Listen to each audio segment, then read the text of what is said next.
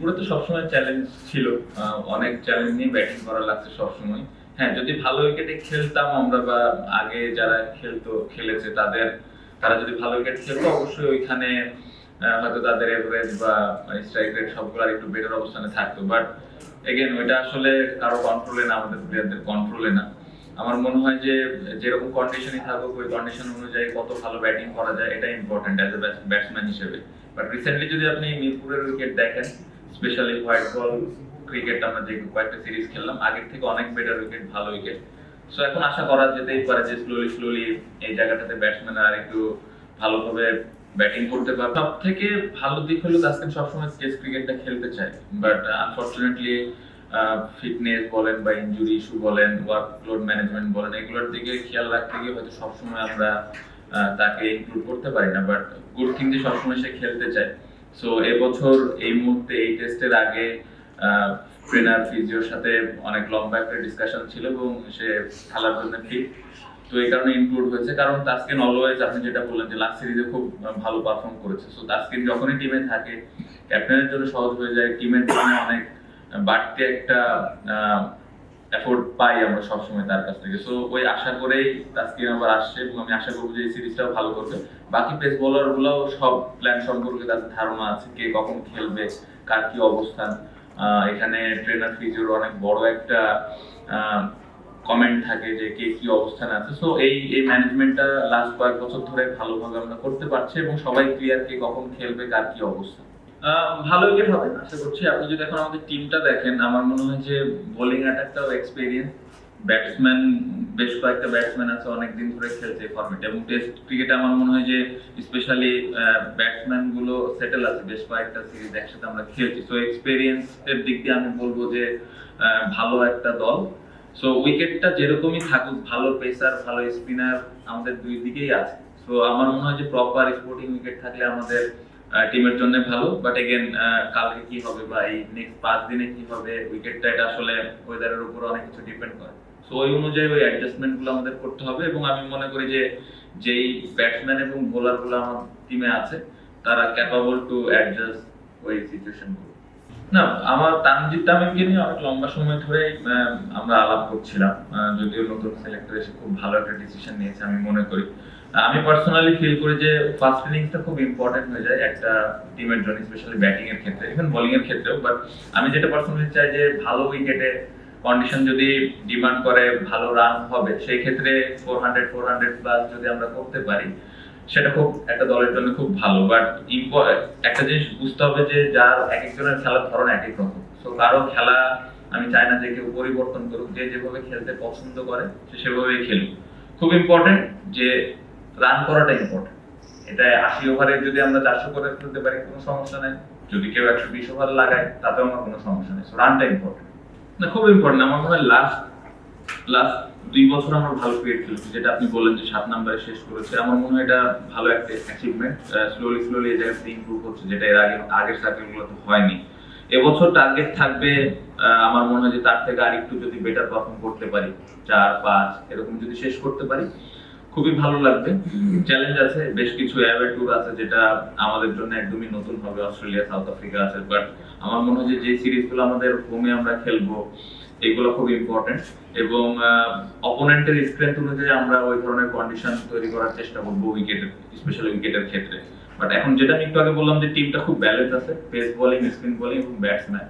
So এই জায়গাটা থেকে আমাদের জন্য খুবই সহজ যে আমরা আসলে কি ধরনের উইকেট বা কি ধরনের কন্ডিশনে খেললে আমাদের জন্য ভালো। সো আমাদের জন্য ইজি হবে আমি মনে করি যে কন্ডিশনের দিকটা যদি আমি চিন্তা করি। খেলায় টপ অর্ডারতে সবসময় চ্যালেঞ্জ থাকে, কারণ বল একটু সুইং করে সিম করে। সো এই চ্যালেঞ্জটা থাকবে, এবং যারা ওপেনার তারা এটার জন্য প্রিপারেশন নিচ্ছে ঠিকমতো, স্পেশালি লাস্ট কয়েক মাস ধরে সোলসারের আন্ডারে প্র্যাকটিস গুলো হচ্ছিল যারা সাদা বলের ফরম্যাটে ছিল না। সো প্রিপারেশনের দিক দিয়ে আমি বলবো যে তারা ওই জায়গাটা ভালোভাবে প্রিপারেশন নিয়েছে, এবং আমি খুবই বিশ্বাস করি যে তারা তাদের বেস্ট ক্রিকেটটাই খেলতে পারবে। অবশ্যই পেস বোলাররা অবশ্যই এক্সট্রা একটা কাজ হিসেবে আমাকে হেল্প করবে, কারণ ওরা স্কিল ওয়াইজ অনেক ইমপ্রুভ করেছে, যে কোনো কন্ডিশনে এখন ভালো বল করছে যদি আপনি হোয়াইট বল স্পেশালি দেখেন। সো সবাই ভালো শেপে আছে। আমি অ্যাজ এ ক্যাপ্টেন হিসেবে চাইবো যে হোমেও ম্যাচগুলো আমরা জিতি, এবছর এই 2 বছরের যে সার্কেল আছে। এবং আমি যেটা পার্সোনালি অ্যাজ এ ব্যাটসম্যান হিসেবে আমি ব্যক্তিগতভাবে যেটা চাই দলের কাছে, যে ফার্স্ট ইনিংসটা আমরা যেন ভালো ক্রিকেট খেলি সবসময়। তো এই চ্যালেঞ্জটা যদি আমরা ঠিকভাবে নিতে পারি, আমার মনে হয় যে এই সার্কেলটা আরো ভালো যাবে।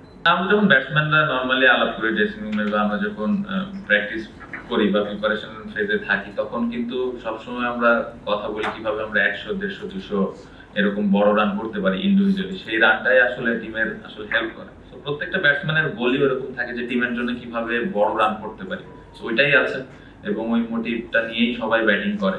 পেস বোলাররা বাড়তি একটা হেল্প করবে, স্পেশালি স্পিনারদের ক্ষেত্রে। একটা সময় দেখা যেত যে স্পিনাররা অনেক লম্বা সময় বল করতো, তো তাদের ব্রেক টাইমটাও কম থাকতো। বাট এখন আমার মনে হয় যে স্পিন এবং পেসের যে কম্বিনেশনটা আছে, তারা দুইজন যদি ঠিক মতো বল করতে পারে, আমার মনে হয় টিম অনেক বেনিফিটেড হবে। তো ওয়েদারটা খারাপ ছিল, বাট স্টিল ওর ওয়ার্কলোড বা যতটুকু বল করার প্রয়োজন ছিল ওই জায়গাটাতে ও করতে পেরেছে। ইনডোরেও কিছু দিন বোলিং করেছে, বাট যখনই সুযোগ পেয়েছে নিজেই ওর কাজটা করে নিয়েছে। অনেক এক্সপেরিয়েন্স ক্রিকেটার, সে জানে আসলে তার প্রিপারেশন নেওয়ার জন্য কি কি করা প্রয়োজন। সো ওয়ার্কলোড ম্যানেজমেন্ট আমি হ্যাপি, এবং ফিজিও এবং ট্রেনার তারাও হ্যাপি, এবং তারা খুব ভালো ফিডব্যাক দিচ্ছে। সো আমি আশা করছি যে আজকে এই টেস্ট ম্যাচটা ভালোভাবেই বল করতে পারবো। আমাকে যদি জিজ্ঞেস করেন, আমি বলবো যে আমাদের পেস বোলিং অ্যাটাক হয়তো সামান্য একটু আগায় আছে লাস্ট কয়েক বছর যদি আমি দেখি ওরা যেভাবে বোলিং করছে। বাট পাকিস্তান অলওয়েজ, আমরা যখন পাকিস্তান টিম নিয়ে কথা বলি সবসময় ওদের পেস বোলিং নিয়ে কথা বলি, এটা নিয়ে কোনো ডাউট নেই। তারা খুবই ভালো দল এবং খুব ভালো pace bowling side. But last কয়েক বছর আমরা যেভাবে পেস বোলাররা বল করছি, আমার মনে হয় এটা তাদেরকে ক্রেডিট দিতেই হবে। সো ওকে ইউজ করার ক্ষেত্রে আসলে আমার কোনো ডাউট নাই। এবং লাস্ট যে কয়টা টেস্ট ম্যাচেও ছিল সবগুলোতে আমি মনে করি যে ও ভালোভাবে ডেলিভার করার চেষ্টা করেছে। স্টিল নতুন আমি বলবো যে টেস্ট ক্রিকেটে, বাট খুবই এক্সাইটিং। এবং একটা ক্যাপ্টেনের আন্ডারে যখন এই ধরনের একটা এক্সপ্রেসিভ পেস বোলার থাকে, এটা অবশ্যই একটা বাড়তি সুবিধা। সো আশা করবো যে এই সিরিজে ও নিজের ওই সেরাটা দিবে, এবং আমি খুবই হোপফুল যে ও যে ফর্মে আছে এখন ফর্মটা ধরে রাখবে। টিমের প্রিপারেশন সবসময় দেখেন ওরকম প্রিপারেশন নেওয়া সম্ভব হবে না, কারণ হোয়াইট বলে বেশ কিছু প্লেয়ার ছিল। বাট রেড বল যারা খেলে তারা লম্বা সময় ধরে কিন্তু প্রিপারেশন ফেজে আছে। সো ওই দিক দিয়ে আমি খুশি। আমি যতটুকু সোহেল স্যার যিনি প্র্যাকটিস করেছেন তার কাছ থেকে খবর নিয়েছি, সবাই খুব ভালো শেপে ছিলেন, খুব ভালোভাবে ইন্ডিভিজুয়ালি স্পেসিফিক প্র্যাকটিস করেছে। সো ওই দিক থেকে আমি বলবো যে ভালো প্রিপারেশন হয়েছে, এখন বাকিটা এক্সিকিউশনের ব্যাপার মাঠে। আমি খুবই খুশি যে সবাই মন থেকে টিমের জন্য পারফর্ম করার চেষ্টা করে। সো আসলে অনেক কিছু চাইলেও অনেক ভালোভাবে করা সম্ভব না, বিকজ অফ দ্য সিচুয়েশন।